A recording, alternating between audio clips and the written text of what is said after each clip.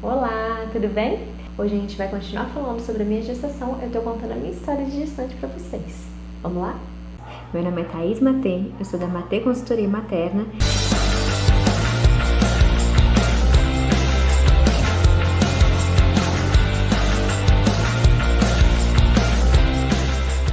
Bom, eu contei pra vocês mais ou menos como é que foi aí, né, como é que foram as 40 semanas da minha gestação, de 5 semanas de quando eu descobri até o finalzinho. Mas nesse vídeo aqui eu queria passar algumas chaves que eu aprendi durante a minha gestação, que eu espero que ajude vocês a passar também pela gestação de forma mais leve. Uma das coisas que eu aprendi logo no início da gestação foi o quanto estar gestando pode ser algo solitário. Vou explicar. Primeiro que a gente está com muitos hormônios, né? Então já fica tudo muito bagunçado. Muitas vezes eu tive vontade de chorar sem motivo, assim, sabe? Quando você chora até com comercial de margarina, mais ou menos assim. E as pessoas não entendem. Quem tá à sua volta, mesmo quem já passou por isso, não lembra mais, assim. Eu acho que eu só lembro de todos esses detalhes, primeiro porque eu escrevi durante a minha gestação toda, eu escrevi muito, então eu tenho todo esse material escrito. E segundo porque eu trabalho com isso, então eu tô o tempo todo vendo gestantes, né? E cercada por elas, e cercada por tudo isso que envolve a gestação. Mas as pessoas esquecem, eu acho. Porque quem estava ao meu redor, mesmo que já era mãe, não entendia muito o que eu estava sentindo, sabe? Então eu me senti muito solitária.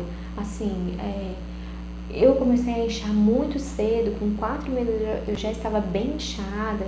Então, assim, a dor que eu sentia nos pés, as pessoas não entendiam. Achavam que era frescura, sabe? Tipo, não pode caminhar daqui até ali? Pelo amor de Deus. O enjoo que eu senti logo no começo, então as pessoas não entendiam que eu não tinha controle daquilo, eu não queria passar por aquilo, se eu pudesse escolher não seria desse jeito. Então assim, o que eu posso facilitar? E hoje eu consigo me colocar nesse papel, assim, o que eu posso facilitar para você? Eu sei que não está sendo fácil, o que eu posso facilitar para você, sabe?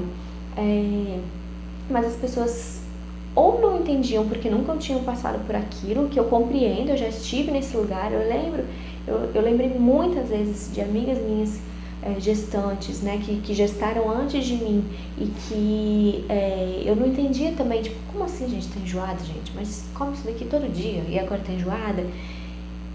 E peço perdão a elas por isso, mas eu entendo, né? E pessoas que já tinham passado por aquela situação, mas que também não entendiam, acho que porque já tinham esquecido, né?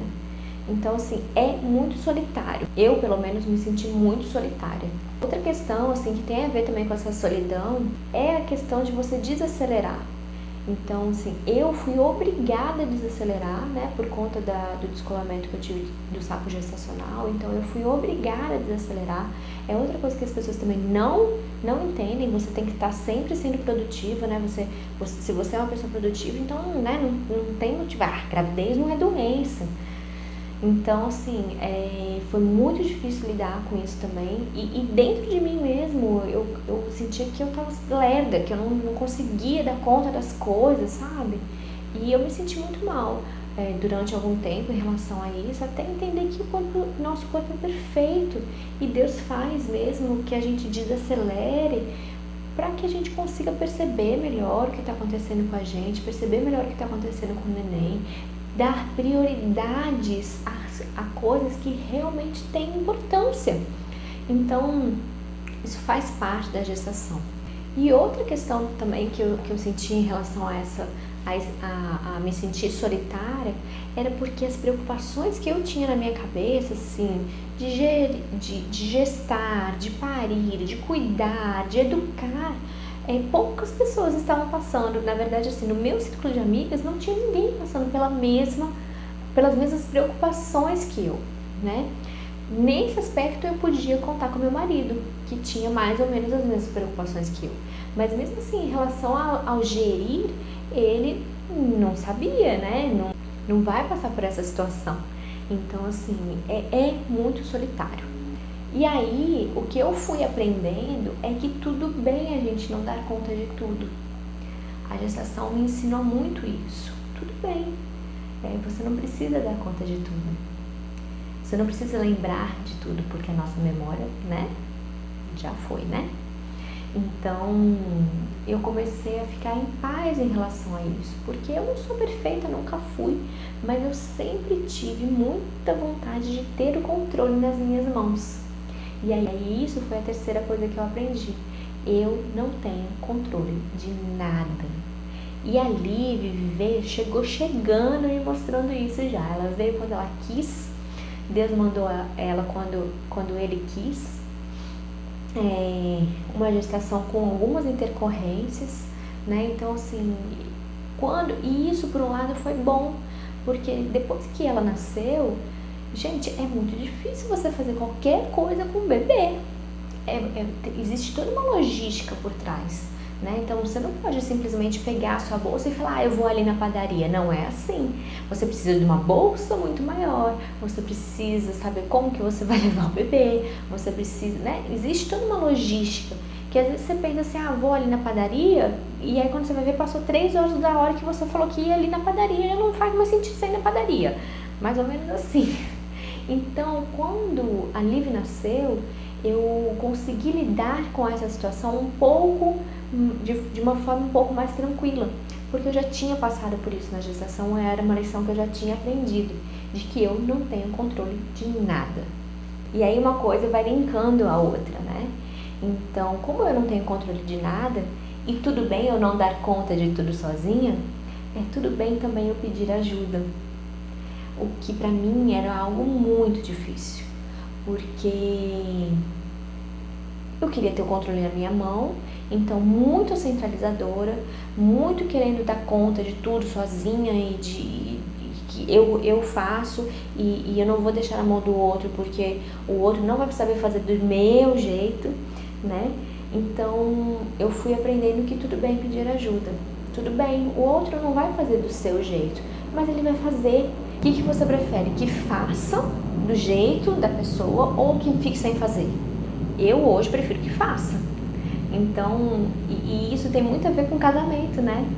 Com deixar o pai ser pai. Deixar que ele faça do jeito dele.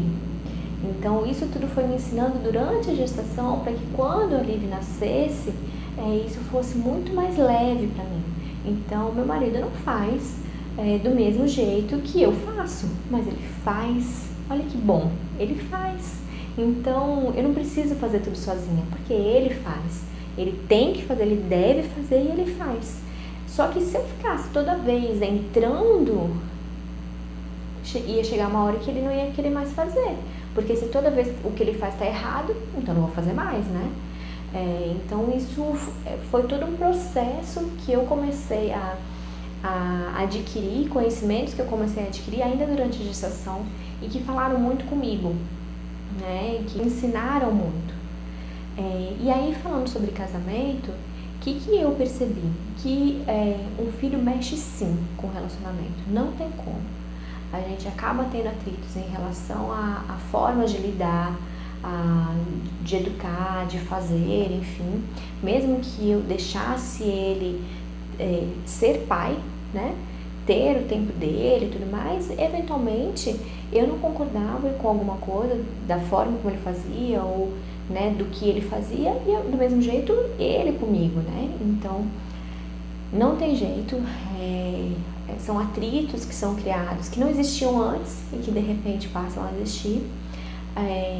Outra coisa que assim, pelo menos pra mim, eu fiquei muito chata, muito. Foi muito difícil, assim. Eu não me suportava. E eu sabia que era uma questão hormonal e eu não dava conta de lidar com aquilo ali. Né? Com o meu mau humor, enfim. E meu marido teve que ser muito paciente em relação a isso. Então, o cara que não tá ali conectado, né? Com aquela família, com aquela mulher, com aquela gestação, que não está conectado ali com o que acontece, ciente do que acontece no corpo da mulher e tudo mais, o cara surta e some, né? Porque, de verdade, assim, é muito amor. Obrigada, tá, amor? Te amo. Mas, ao mesmo tempo que abala o casamento, também une estreitos laços. Hoje eu vivo o meu casamento de uma forma muito melhor do que antes dele nascer. A gente é muito mais cúmplice, porque olha só que coisa louca, a gente cria um ser humano juntos, em duplicidade, em sociedade. Então a gente passou pelo parto juntos, a gente passou por momentos muito difíceis juntos. Então isso também uniu a gente muito mais como casal. Então eu acho que assim, vai muito do casal também entender que aquele momento difícil é uma fase, que aquilo ali vai passar, né? E permanecer, sabe? Em perseverar, em saber que aquilo é uma fase, vai passar e ali depois de um tempo eu vou ter um momento melhor, uma fase melhor, mais gostosa, de mais união e tudo mais. Então isso foi uma outra coisa que eu aprendi, né? Que as fases passam e o que a gente aprende ali, a gente se fortalece, né? Hoje como família, né? Então isso foi muito bom também. Passar por esse processo todo foi muito bom pra gente. E aí eu vou compartilhar com vocês algumas coisas assim que eu odiei da gestação. Bom, eu odiava meu corpo, odiei. Eu compartilhei com vocês no primeiro vídeo, né? Se vocês não viram, volta lá. Eu compartilhei com vocês que eu engordei muito, principalmente nas primeiras semanas de gestação. Então, assim, eu fiquei com aquela barriga que você não tinha certeza se a pessoa estava gorda ou se a pessoa estava grávida. Então, eu odiei meu corpo. Assim, eu fui curtir mesmo a minha barriga lá no final já, com 39 semanas, 39, 40 semanas, que eu fui tirar algumas fotos, que eu pedi pro meu marido tirar algumas fotos. Eu tenho algumas fotos de gestante, eu cheguei a fazer um ensaio, mas eu fiz um ensaio assim, consciente de que eu tenho que fazer, porque senão eu vou me arrepender depois. Graças a Deus eu fiz, porque realmente eu me arrependo muito de não ter mais fotos da minha gestação. Mesmo não me sentindo plena e tal, eu acho que eu tinha que ter registrado mais. Eu quero fazer diferente na próxima gestação. Mas eu odiei. Assim, não fui aquela grávida plena, ai, tô linda, maravilhosa. Não, gente, odiava meu corpo. Eu também odiei fazer enxoval. E aí vocês podem perguntar, né, como assim, Thaís? Hoje você trabalha com isso? Eu odiei o fato de ir às compras. Eu fui muito organizada com o que eu precisava, né? Eu tinha uma lista, já compartilhei aqui com vocês também que eu tentei personalizar ao máximo a minha lista, mesmo não tendo os conhecimentos que eu tenho hoje. Mas eu não gosto de fazer compra, nem pra mim, nem pra ninguém. Eu sou muito prática, eu sou assim, eu preciso de tal coisa, eu preciso de uma calça jeans. Então eu vou na loja que eu sei que tem calça jeans, vou experimentar 2, 3 e vou comprar, sem muito rodeio. Então assim, gente, não dá pra você fazer isso quando você tá fazendo um enxoval, porque você precisa de muita coisa, né? Então não dá pra você ir numa loja e decidir, né? Você tem que dar ali uma pesquisada de preços. Muito provavelmente a loja não vai ter tudo que você precisa, por mais completa que seja a loja, uma coisa ou outra você vai ter que comprar, né? Então, por exemplo, você consegue comprar todo o enxoval, todas as roupas e tal, numa loja só.